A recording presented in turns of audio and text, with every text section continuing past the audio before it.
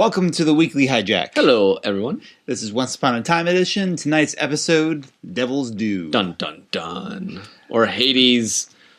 I can't think of something that rhymes with hate. or another alliteration. Another alliteration, yeah. Hades' Help. Yes, maybe. No, okay, never mind. Devil's Due, everyone. We might come back to that. Rumpelstiltskin episode tonight. Yes. Actually, I liked a lot of this one. Nice callback to his first wife, who we haven't heard or Not lately. It's been a while since we did anything with her, so it was nice to see her. We had a great only on Once Upon a Time moment about his wife also being the mother of Emma's first boyfriend and the previous wife of her current boyfriend. Well, yeah. Yeah. So, yes. Yes. Only Once Upon a Time. The family lines are very. They're like wibbly wobbly timey wimey. They're Greek mythology lines at this point. Pretty much. Like, who's your father? Probably Zeus. Kind of thing. So yeah, it's crazy stuff. And okay, Mila. That's the wife's name, correct? Yes. She's horrible. Yeah, pretty much. Well, I like that she had recognized while she was in the underworld what her issue actually was, and that she was trying to, in the very this is the Once Upon a Time theology karma, basically when you're in the purgatory underworld. Yeah, Underbrook, which is a clever turn of phrase. Yeah. But the thing is, I think that's the nicest part of this new half season. People are like, we're having a lot of like, oh, here's what I need to be, or I'm sorry. We have a lot of that reconciliation-ish things. Now, it seems to me that apparently it can be down here with unfinished business, and then it can just permanently stay unfinished. I mean, Balefire gone, so is that? I mean, that's just kind of a catch-22, unfortunate for them, if it's true. Oh, yeah, I suppose so. Oh, you mean if because how would she have reconciled Balefire? Why didn't she get to move on? I mean, she recognized her issue, but she couldn't reconcile with Balefire, or maybe she could have then, but she never got to this proper spot and got thrown into the lake of lost souls. It just seemed like I don't know. She should have been able to move on then, and then she got thrown into the lake. I don't quite understand the rules yet. Yeah, and how Hades seems to be able to change them at a whim. Like, we'll just put you on headstones because I can. Yeah, I still don't get that. Yeah, that's weird. Like, they haven't actually died yet. Technically, is the confusing thing. Yeah, they went to the underworld, but then never. Okay, maybe we're crossing the bounds of metaphysics here too much or something. And we did miss like the first 30 seconds. I doubt there was anything about it there, but maybe there was. I don't think so. It looked like it was just Hades dragging Hook down, but maybe not. Well, he was supposed to be doing the carving the things, and he said, "I'm not going to," or whatever. And I don't know how you can just kind of. I mean, so Hades has power. I mean, maybe he just has complete authority in this land. Once you come under his authority, you can just do whatever he feels like. Possibly. So it's like you can move on if you're lucky. Lucky enough to have a moment where you can solve your issues. And I don't know, it's confusing. But it is confusing. We'll roll with it, I guess. I mean, like I said, there's some interesting moments. No, there are. I like Rumple's in a very interesting spot right now because after faking us out with the redemption last half season, darn you stupid writers, still very sore about that. But like, if they're gonna have him go on a villain's journey, at least have him go full villain for a little while. Like when Hades offered him the deal, I was like, he's gonna do it. There's no reason why he wouldn't. Yeah, that's just who he is. But I like that, and this is a case where the famous deal maker is getting played here, basically. Yeah, and that's interesting in the fact that I was wondering, well, why doesn't one get back so fast now? Because I thought he was going to do Balefire and all this stuff, and then the fact that he found out that Belle was pregnant, and suddenly, that's the only thing that ever really interested him besides Balefire. Uh-huh. And so that's interesting, like. Okay, so he went full dark at the end of the last, whatever, and we were like, bleh. But, all the things that pulled his heart still exist. Mm-hmm. And the fact that he's now subservient, has that happened? I don't think so. Well... Outside of flashbacks? Well, the closest, when Zelina had him kind of... Oh, okay, but that was a little... Dagger, but he wasn't fully, himself at that point either. Not really, yeah, no, this is a very different set of circumstances, and, I don't know, kind of satisfying. I mean, you don't want Hades to win forever, but it's good to see him get some comeuppance. I do really kind of enjoy Hades scenes.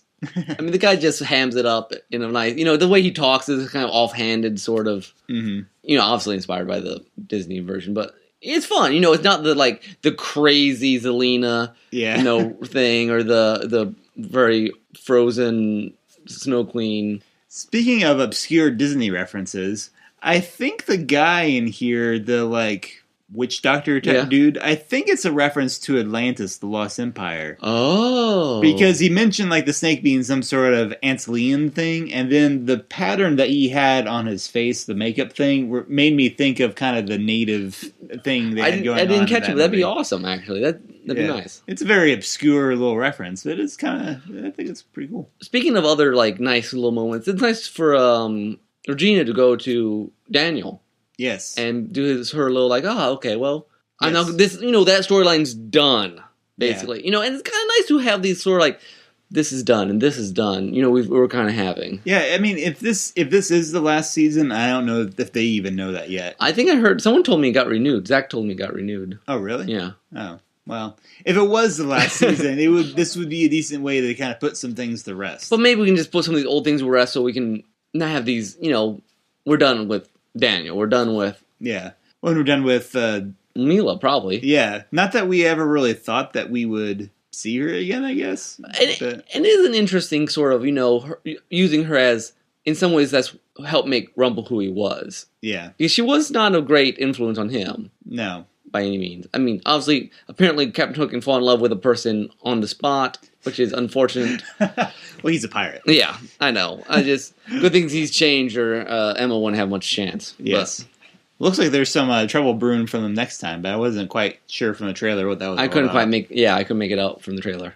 Very interesting. Cruella runs around being Cruella, which is kind of fun. Yeah. Who was that at the counter? It wasn't the blind witch; it was some other person, and they made a little quip. I missed it. I didn't catch that either. We're watching it live now instead of on. So we can't just go back and we're a little You're spoiled from your DVR days. I am, but I'm sure we could probably look it up online later if you really wanted to. We'll see. But I'm curious how Henry and his writer role might have a hand to deal with. I'm curious if that actually will come back into play, because especially now that his moms are stuck in Underworld. Yeah, it seems like, or Underbrook. So who all was on? It was Emma and Regina and Snow. So yeah, all his moms. All my moms. His biological mother, his adopted mother, and his grandmother. Yes. Kenny's here just kind of listening, and I'll let him try to figure out who's who. That's right. Snow White is the grandmother. Huh? Yes. I'm not lying, actually. that is true. She's the grandmother. Huh. Yeah. So, we're always very hopeful about Rumple plot lines. Mm-hmm. And hopefully, again, we're hopeful about... Well, hopefully they don't get dashed like they got last time. Yeah, exactly. Stupid mid-season finale. Random, they gotta pick up random scenes that are kind of a little odd. Okay, did we know before this that it probably was, and I've completely forgot or missed it, that Regina's magic wasn't working? She mentioned it in this episode, but did we know that from previous episodes? That was new to me. Maybe that was something we missed in the first 10 seconds or something. Because, I don't remember that. Or maybe it was in the first episode, and unfortunately, our memory's not... I think because we were slightly disillusioned, sometimes we don't keep track of all the details like we used to. Well, because things can change so quickly. Yeah. Anyways, they just made it up episode. Yeah, at the wave of a hand. So we got this thing going here where Snow's kind of recovered who she is. Mm-hmm. And we have this little Regina recovering her thing, which I don't know if that's supposed to be a big deal or not. But the horse thing was a little odd, but I guess it works with. It's almost like, hey, Daniel has come back and helped me because he was the whole stable boy thing. It was sort of like Kate's moment with the horse. Actually, now I think about it, it's just kind of there unexplainably. Except with less setup than a horse on an island, which is really weird.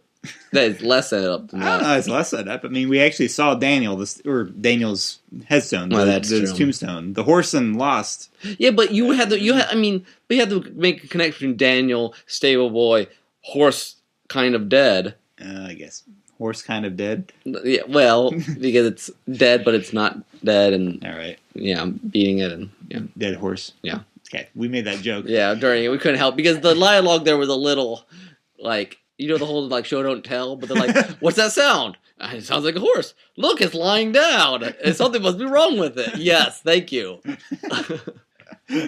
Sorry, we're having too much fun. No, but it was a fun episode. Yeah, and I do like that. Ironically, this idea of going to Underworld to kind of reconnect with yourself, like you said, Snow, and to an extent Regina, and that's maybe again why I kind of hope that we see that with Henry to kind of renew his purpose. And, yeah, because like every half season, we kind of need to reevaluate what Henry's there. Yeah, for. because it's always, and I always have this hope that they give him a little thing like, yes, he's going to finally have a giant part, and then it's never quite as big as I think it's going to be. Yeah, that's just my expectations. And some of that might have to do with they have limitations with child actors, which I mean the kid's growing. Don't get me wrong. Yeah, but he's growing. No, he's not. He's done.